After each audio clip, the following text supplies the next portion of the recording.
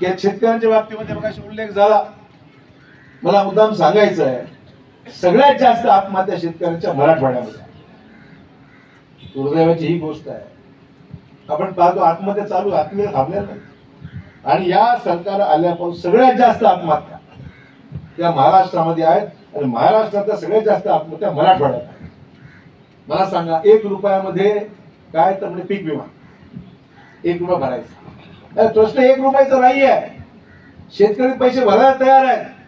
शेतकऱ्याचं रडणं काय आहे, भरलेल्या पैसे इतका विमा सुद्धा आम्हाला मिळत नाही. ही शेतकऱ्याची खरी ही सगळी दुःखद अवस्था आहे. शेतकऱ्याला 1 रुपया दिला का 50 रुपये. मला सांगा, पहिल्यांदा पाऊस पडल्या अतिवृष्टी झाल्या 25% अग्रिम दिला पाहिजे, तो अग्रिम सुद्धा वेळेवर मिळत नाही. नंतर मंजूर झालेले पैसे सुद्धा वेळेवर मिळत नाही. जाहीर झालेले पैसे 6-6 महिने मिळत नाही. सरकारची घोषणा सुद्धा काही पैसे मिळत नाही. मला सांगा, असं आपल्या काळात होत होतं, क्वचित झालं असेल. आपल्या काळात दिलेली कर्जमाफी पूर्ण आपण करून आली, पूर्ण की मी मुख्यमंत्री असताना कर्जमाफी पूर्णपणे दिली.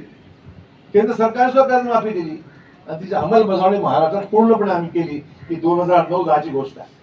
मी तुम्हाला एवढं सांगायचं आहे, शेतकऱ्यांचे प्रश्न, शेतकऱ्यांची अवस्था आज फक्त बोलणे आहेत. सरकारची तिजोरी खाली करू, शेतकऱ्यांना मदत करू, शेतकऱ्यांसाठी अमुक करू तमुक करू, काही घडत नाहीये. अजूनही जाहीर केलेल्या गोष्टीची अंमलबजावणी गावोगावी जी व्हायला पाहिजे ती अद्यापही मित्र होत नाहीये.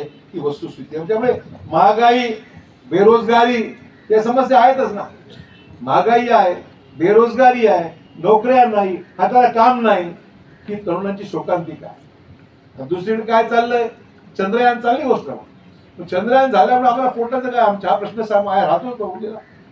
राम मंदिर झालं, कोण तक्रार नाही. सुप्रीम कोर्टाचा निर्णय झाला, सुप्रीम कोर्टचा फैसला झाला, राम मंदिर तक्रार राहिले नाही. त्यात वाद होता, सुप्रीम कोर्टाच्या निर्णयानंतर तो विषय राहिला नाही, कारण सुप्रीम कोर्ट जजमेंट दिलं.